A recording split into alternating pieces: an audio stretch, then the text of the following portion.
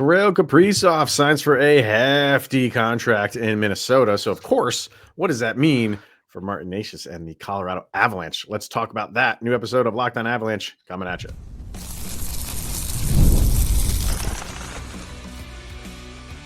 You're Locked On Avalanche, your daily podcast on the Colorado Avalanche. Part of the Locked On Podcast Network.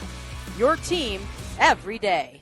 All right, everybody, welcome to another episode of Locked On Avalanche, part of the Locked On Podcast Network, your team every day. I'm your host, Chris Maselli. With me, as always, Mr. Zach Pearson. Thank you for tuning in, making it your first listen of the day. Always appreciated. If you want to get in on the conversation, then join our subtext. Link is in the show notes below. You chat with Zach and I one-on-one, get your opinion, everything Avalanche related, share it on this very podcast. Avs are winding down their game with Vegas as we speak. There's a few minutes left. Do you have the score? I know it was 3-2. Is it still 3-2? Still 3-2. All right. So we will discuss that in a little bit. We will get to those teams that we just cannot stand, which maybe it's just poetic that we had to push that back to today. I know it fits if so you well. know where I'm going with that. So we'll talk about that a little bit later. Excuse me, but got to start with the big, massive, huge signing in the NHL, and that is Kirill Kaprizov signing for 8 years and $17 million per year. We knew, a week or so ago that he declined $16 million. So I guess the extra $1 million per year, $8 million over the course of it, was enough to get it done, and the whole no movement clauses and all that stuff, and all of the bonuses that are thrown. Like, whatever they needed to rearrange things from 16 to 17 million was satisfactory for him, and he signed. Let's start there, and then we'll bring the Avalanche into this in particular. Everyone is kind of in panic mode right now about what this does for Martin Nečas. So, talk to me about the Kaprizov signing. What are you thinking? I cannot believe that this guy is going to make that much of the cap by himself for Minnesota. Like, this signing to me is just absolutely wild. I just don't believe. I can't imagine. I like Kirill Kaprizov too. I've been impressed with his play. I don't have any issue with him as a player. I think he is a very high-end player. 17 million cap hit for 8 years is absurd.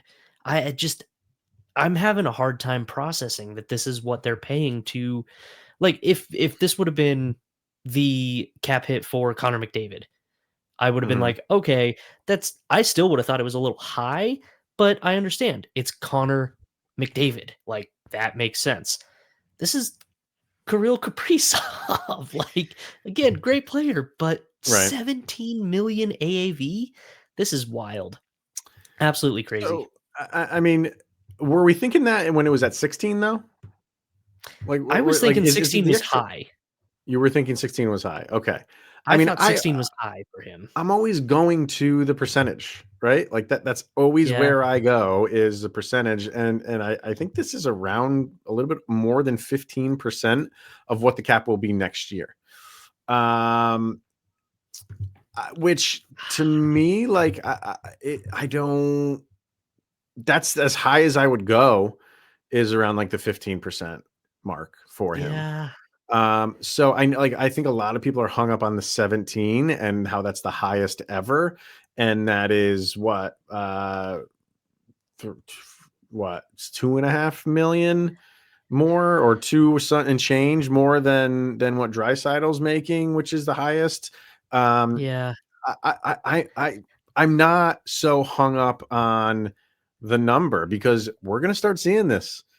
Like, with the cap going up as much as it is, like, we're going to start seeing this. And I think a lot of times people think that those numbers are reserved for a select few people.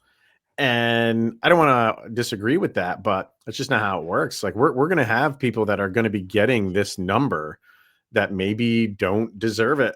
I'm not saying Kaprizov doesn't. He's a superstar. Is it a little bit surprising? Okay, maybe I'll grant you that. But when you break it down and look at the percentage, it's really not that wild to me, to use the pun. Is it a little bit overpay? Yeah, I would grant you that I think it is maybe a little bit overpay, but I this is where we are in sports, man. Like we whoever the best player is on a team that is a superstar is going to get paid. And that's Kaprizov. He hit it at the right time. He hit it at the right time. He hit it at the right time for sure. But I Yep. mean, so Pedia's got it at 16.4% of the cap for the first year of his For contract. next year. Okay. Yep. Then, like I'm saying, like that is a little bit high. That is. Yeah. So And I get the 15%, but for me, the 15% is, and Kirill Kaprizov is a really good player, and maybe my eyes are a little bit colored by that discussion for the third segment, but I okay. don't think he's such a great player that he's like he needs to be paid in that top echelon. But I got to pull up some of his stats and dig into it a little bit deeper and see what he's done to really earn that. I haven't seen it Yeah. to the point where it's worth it to eat up that much of your cap for 8 full years. And I know it'll go up and that number will be a lower percentage. Right. But even in 8 years, you're going to be looking at that like, oh, that's still a pretty hefty contract. It's not going to Yeah. look nicer at the end of the contract. And then a full Yeah. no movement clause gives him all of the control on that too. Man, it seems like a tough contract.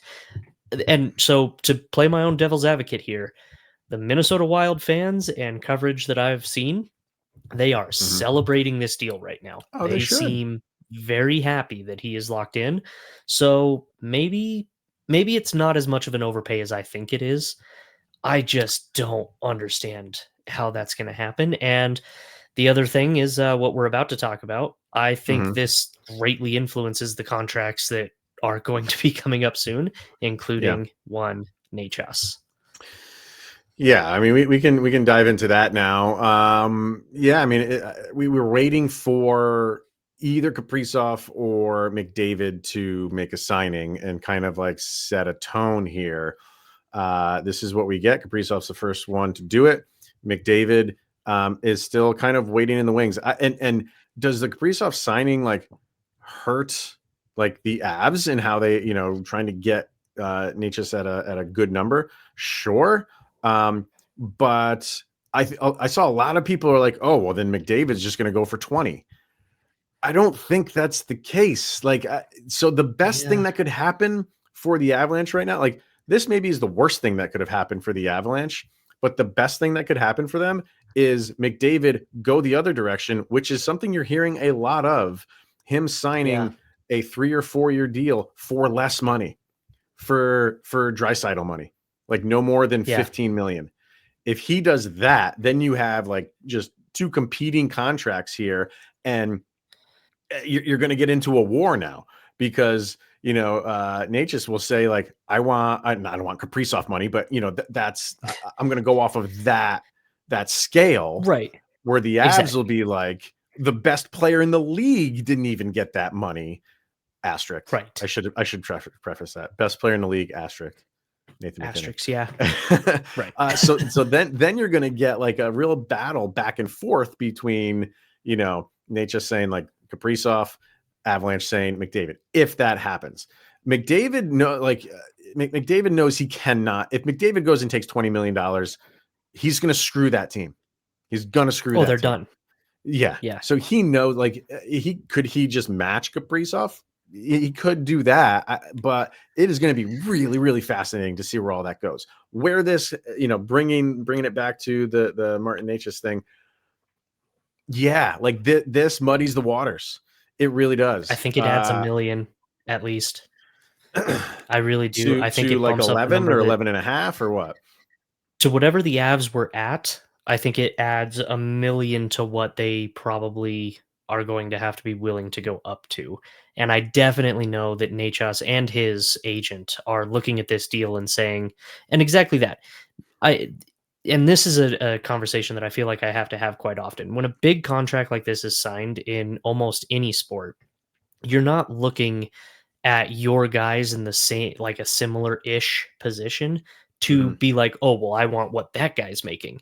Right. No, what they're thinking is, well, if the market's been reset, then the lower end also needs to move up with it, which also means the middle moves up. So Everybody, right. Nečas's top end of the middle, his salary, I think he just saw his salary go up, and I think his agent sees the same thing, and I do think it muddies, like you said, it muddies the waters in this negotiation. I I really think the Avs are going to end up having to pay more, and that 11 to 11 and a half, where I was thinking 10 to 10 and a half before. And originally I didn't even want to go all the way up to 10, 10 and a half, but the percentages convinced me. That makes a ton of sense. Yeah. But now I think you're going to have to push that up a little bit more. And oof, I don't know if the Avalanche are willing to pull that trigger. That's a big number. It's a It's a big really big number number. for a guy who has had played well, but we were discussing, is Necas a $10 million player? Like, Yeah. why are we now just going to bump him up to 11 and a half now because Kirill Kaprizov, who's a superstar in the league, signed for an ungodly amount of money? Like, I'm not going It's there if I'm because the Avalanche. I'm not I doing don't it. think as the Avalanche you are, but I absolutely think as the player, as Nečas and Oh his yeah. agent, you Yeah. 100% are. And Yep. that's where it's going to create a disconnect that I think makes things really difficult to get through. And I mean, more power to them, right? I think the players should get every dime that they think they're worth. I'm Hmm. never faulting a guy for going after the money that he believes he deserves. If he can find it, excellent, like 100%. I just, it's so difficult when a market gets reset, particularly to a number that I think is inflated as to what it needed to be. This just Well, feels incorrect. and you're getting a lot of, I think where people are hesitating to go here is like, yeah, if you overpay, massively overpay for Natchez and put him in that 11, anywhere from 11 Mhm. up, then you're already seeing it online of like, oh, why did you just sign Miko? Yep. People like, I can't, we can't say this enough. Miko wasn't signing for 12. He No. didn't sign for 12 in Colorado. And it's Oh, kind of like, what I wish would happen, and the Avalanche will probably never do this, but it would be really nice if the Avs just came out and said what Mikko Rantanen said no to, yeah. because then we wouldn't have this discussion. If the Avalanche would come out and say like, he wanted 14 and Mhm. we couldn't go that high, I think everybody would realize, like, at that time, like, think of this team this year with a $14 million player on that roster. It wouldn't happen. It wouldn't work. The team you have No right now chance. wouldn't be the team that you have. But they're No not way. doing that. So it's just, you have people like us who are just, reading articles and insiders and saying like, this is what, we're hearing, but we don't have anything concrete. The Avalanche know. And Joe Sakic kind of alluded to it, saying like, they know what they wanted. So when you say something Yeah. like that, it doesn't make you feel like he was wanting $12 million from the Avalanche. They were willing to make No. him the highest paid winger. That much is known. And right now that's Panarin. Panarin thinks at 11.6. And they were going to make him higher than Panarin. They would have made him the highest paid winger. So if they were going to give him more than Panarin, we know around where they were.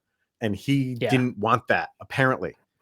So I really wish the Avs would just come out and say like, this is what he wanted, because then we wouldn't have these kind of ridiculous posts of people saying like, oh, they should have just gave him 12. I think they tried, people. And he said no. Yeah, I agree. And the other thing is too, is if you end up offering, because you have to now with this contract, the 11 and a half, I don't buy that argument of, well, it makes you look stupid as management for not just signing Miko for that amount. Like, how come you don't have the foresight to just make that happen if you are going to end up paying this? Nobody, nobody went into this offseason saying Kirill Kaprizov as a winger. You just said Right. Panarin as the highest paid winger was 11.6. Kaprizov's now Now it's Kaprizov. 17 as a winger. Like, that's a Yeah. massive jump. That is not anything that anybody could have possibly expected. So Yeah. I'm not buying you needed better forethought, you needed better foresight. I'm not going to buy that argument at all. I won't be thrilled. I will be probably a little frustrated cap wise if we have to go to the 11.5 point for a Nečas. But if that's what the market ends up dictating, then that's what you have to do. And like, I don't know how you put that on a general manager. And it's going to be I can't wait to see how these contracts boil down, because this is going to change how everybody's looking at it, I feel like. Yeah, I think the other part of this is, as far as the Mikko Rantanen thing is, like, I don't think anybody would have been upset if Mikko Rantanen was making $12 million and Nathan McKinnon is making 12.6. Like, having those two guys kind of close to each other in salary. And I know with the cap going up and everything like that, salaries are going up. I get that. Despite that, I don't think the Avalanche would be really comfortable putting Martin Nečas close to Nathan McKinnon money. Even if it's $1 million less, even if it's like 11.6, I don't think the Avalanche want to go there. I think they're way more comfortable doing that with Mikko, and they tried to. And I'm not trying to take, like, if you listen to this show, you know that I feel like really good about what Martin Nečas can do on this team. I think he's going to have a good year. And it goes back to what you were saying. Like, it would bet.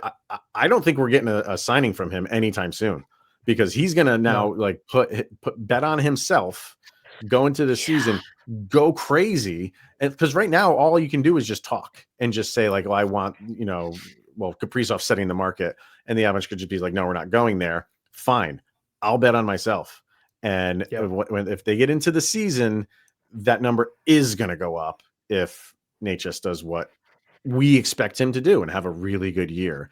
And then we are in that 11 range. I'd hate to say that, but we might be.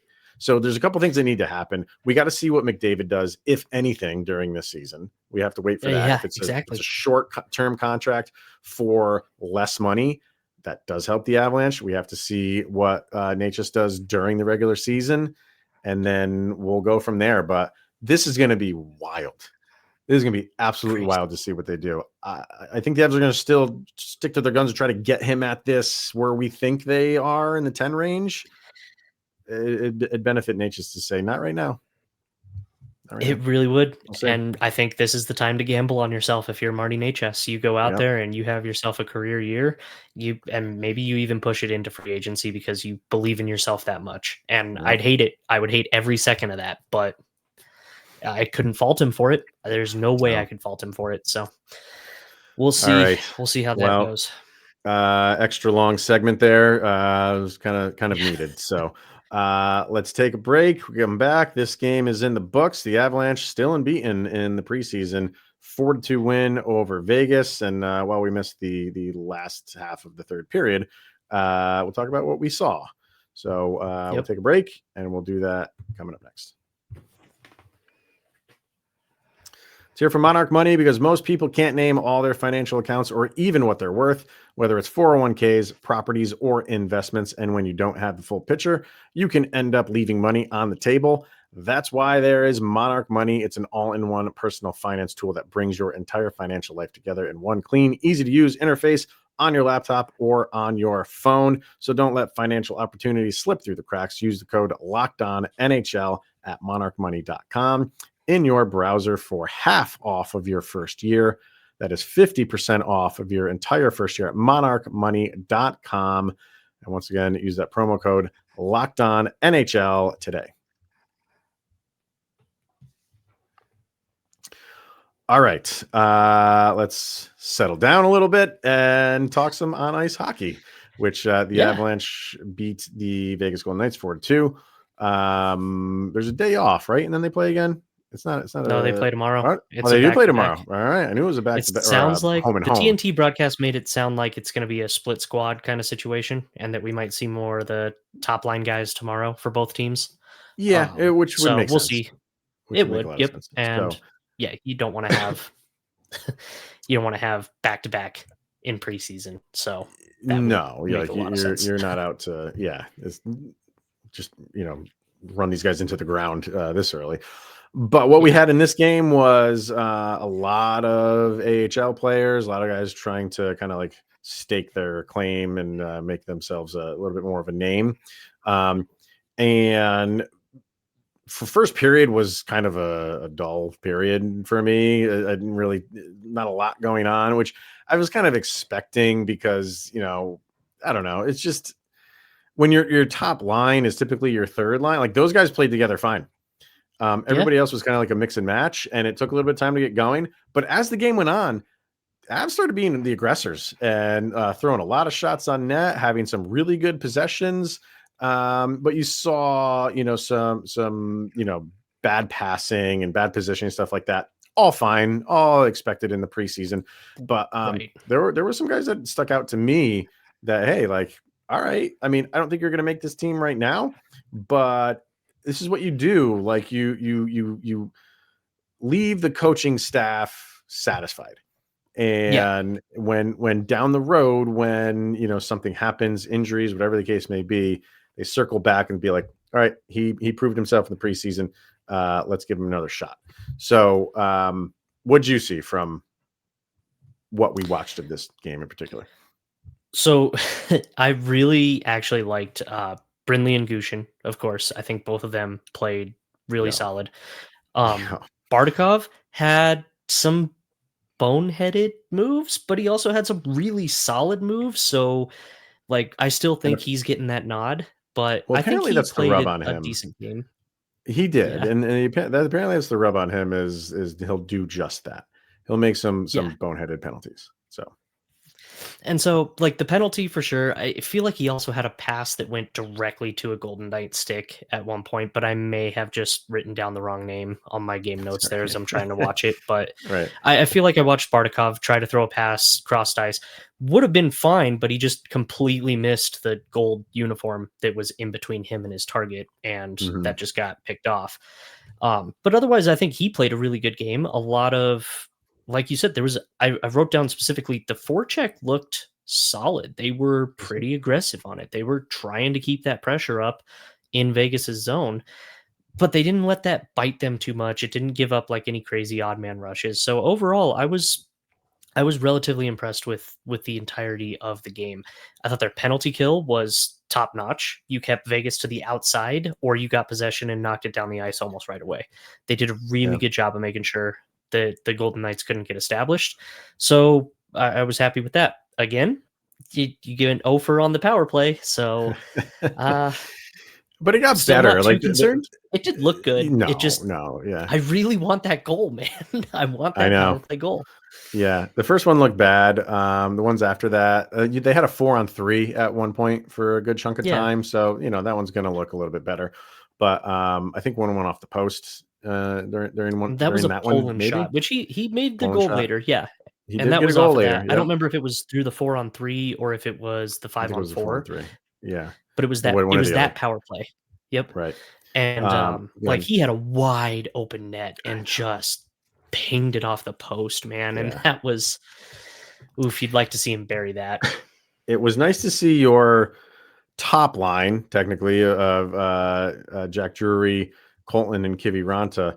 They all got on the board. They each had a goal, and Poland had the fourth one. Colton with an assist and Drury with an assist. It was nice to see because that could be a line on some nights. So especially maybe not with Kiviranta, but definitely with Drury and Colton.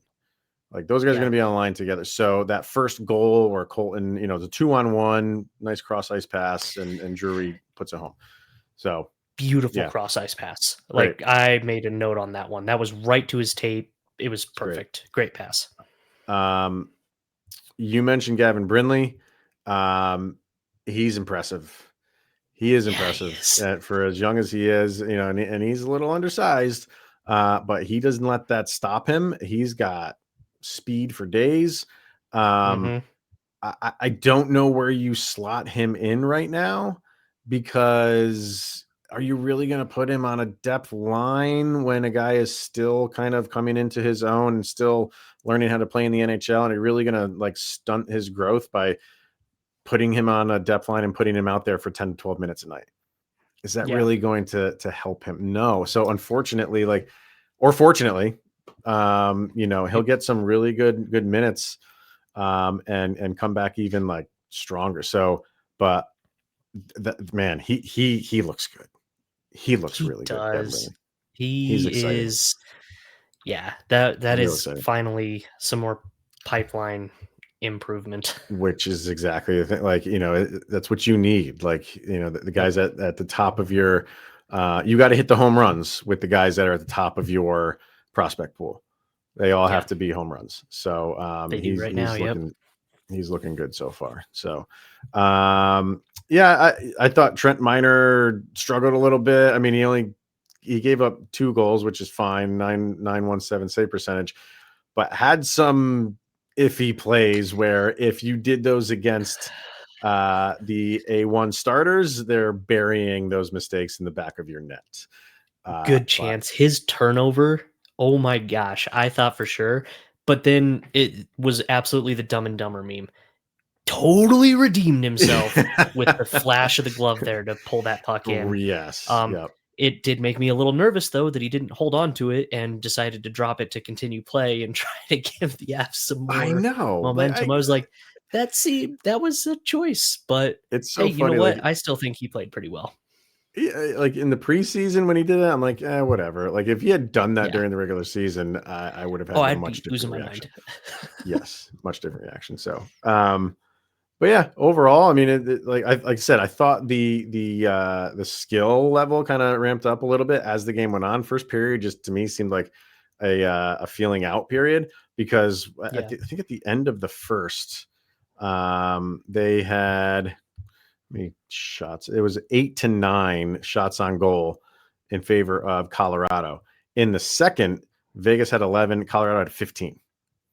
So, we're Yeah. getting our legs, so and you could see it. Like I said, some really good possessions, had some scrums in front of the net a couple times, which is nice Yep. to see. So it felt more like an honest hockey game as this went on. So, and nice to see the Avs, and they had to come back and win this thing too, which is also good. Yep. The only thing I think I'd really like to see is oh my gosh, and why now am I blanking on his name? Malinsky. I would Oh like to yeah, see him figure out his offside a little bit better. I'm not holding it totally it's against just him talent, because I know they're right? putting him on the weird side. I know it's going to take him some time, and I feel like he's still capable of it, so I feel pretty confident. But he did look a little lost at times playing on that wrong side. Could yeah. I mean, he did have that assist that created the 2-on-1. Hmm. That was a nice pass from like almost behind the net in the corner, off the board, right to Colton for a Yeah, pass. So you're gonna get some growing pains with this situation. It's just he gonna also got happen.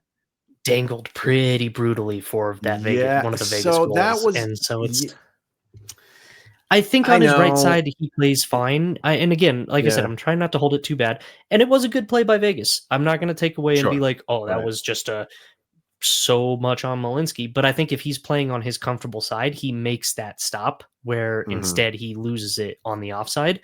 Again, I fully have confidence that he will figure that out and play well on that side of the ice. So Yeah. I I do agree. just want to call it out because I do think he's got some room to step that up.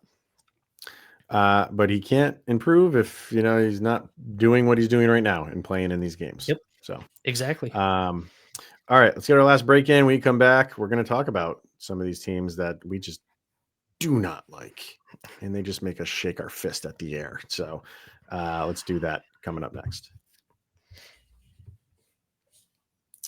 Well, let's hear from FanDuel. The NFL season is here. FanDuel has an offer that you do not want to miss.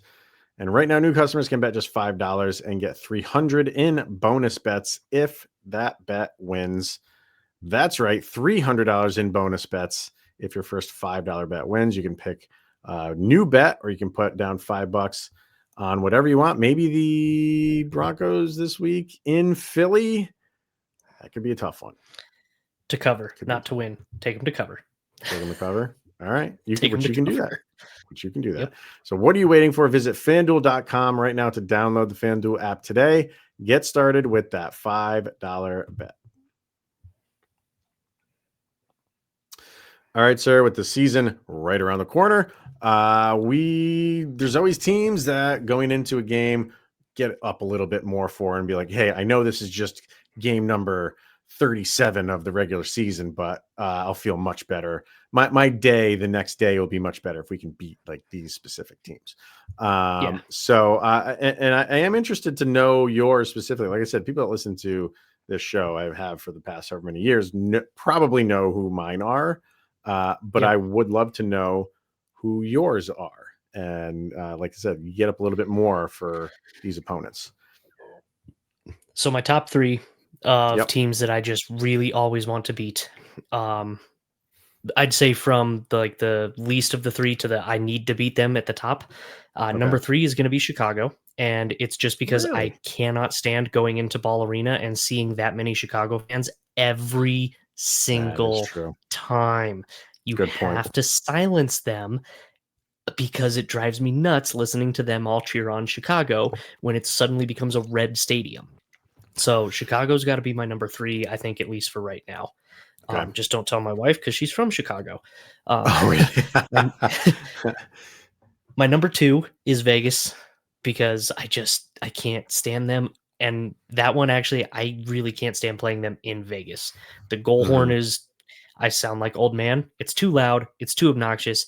I'm tired. Like, it doesn't need to play 10 minutes after the goal is scored. Play it right away. Take care of it. You don't need the over-the-top screaming announcement, the period after you've already scored the goal. Just get it done. Stop with these shenanigans. Yeah. Really tired of it. And then anybody who knows me knows my number 1 choice is going to be Minnesota. I do not like the Wild. I cannot stand the Wild. Ever since the Matt Cook incident, they have been at the top of my list of cannot stand, do not like. You don't do that to my boy Tyson Barrie. So, and Minnesota fans defended it. And I think that's where it became the point of me just being like, you know what? I don't like you. I don't like your team anymore. That's the end of it. Sorry, Minnie. I love the Chicago angle about, they travel well. Those fans travel so well. It is annoying. Are there a lot of Detroit fans when they come to Ball Arena? A decent amount, a good amount of them, or maybe they're just louder than normal. Detroit, I don't think they travel well and there's a lot, but they're not as loud. Chicago, even though both have not been great teams, Chicago fans are still super, super loud. And maybe that's just part of being from Chicago, I guess. I don't know. It's funny. Like my list changes year to year, dependent on right now, I wouldn't pick Chicago just because I don't want to kick them while they're down. Like your team is terrible. Fair. You know what I mean? So, but once you start getting good and you start making the playoff, you'll probably join my list. Which is right now, in I guess my third team is St. Louis. How you have unforgivable reasons why you despise Minnesota. It's still right in the front of my mind of how they treated Kadri. Oh yeah, that one legitimately I wanted to put them in there. That was horrible. Everything about that was so crappy. I know enough St. Louis fans in person that I couldn't put it on because they were defending Kadri against their own fan base, which is why I give them a little bit more of a pass. But yeah, that was gross. That was just bad. Yep. Horrible. And right now, Dallas for me falls in that you're good, so I hate you. I was close to putting Dallas in there too. Yeah. Yep. So I have to put them in there. And, if whenever, cycles back around and if they're not winning as much, they'll probably come off of this list. And then Vegas is number 1 for me. And everybody knows that. And it's not even the players. Like you said, you can't stand the goal horn and the announcers and stuff like that. I have nothing against the players. It's just how that front office operates. And I get it. If you're a fan of them, you probably love it because they're always going all in. They're always, putting their money on the team, which is a great thing. But it's how do you keep doing it year after year after year after year and getting the number 1 guy that's on the trade market, the number 1 guy that's a UFA? How do you keep doing this? Where is this money coming from? But that's why I hate it. And maybe it's irrational, but maybe it's a little bit of jealousy. Could be. I'm not gonna admit that. No, but it's frustrating. And to wrap it all up, it's because you were an expansion team on top of all of it. You didn't have to go to through make the any of the Stanley Cup final your hardships that first year. every You single. got you didn't have to go through any of the those most hardships. None of them. spoiled. Nope. Yeah, I Right. can't stand them. Right. I agree. So- They are just the worst. They are Although- not invited to Thanksgiving dinner. I don't They think are they're- not. No. They do give us really good Connor McGahey calls if you listen to the radio, because when that goal horn plays in Vegas and it is like It's it. 12 and a half minutes afterwards, Obnoxious. he's like, oh, there's their goal horn finally from the goal that was Yeah. scored in the Eisenhower administration. Yeah. Oh, you God, gotta love it's so Connor, bad, so, though. I yeah. can't stand that team and their So obnoxious everything. So we'll see if anything happens this year to change those rankings up. But it's good to know. Good to know the teams that you do not like. So we'll ride with that for this year. All right. Who you don't like, throw them in the comments section and why. I know there's some people still hung up on the Red Wings. That ship has sailed for me. I'm long past that. But if you still can't stand them, throw it out there. I get it. Yep. I get it. No, So, fair. 100%. all right. That will wrap it up for today. So we'll see everybody tomorrow. Whatever's going on in Avalanche Nation, we'll be talking about that, including the game that they'll be playing. So we'll talk about that tomorrow. But for today, thank you for tuning in, making it your first listen of the day. That is always appreciated. He's Mr. Zach Pearson. I am Chris Maselli.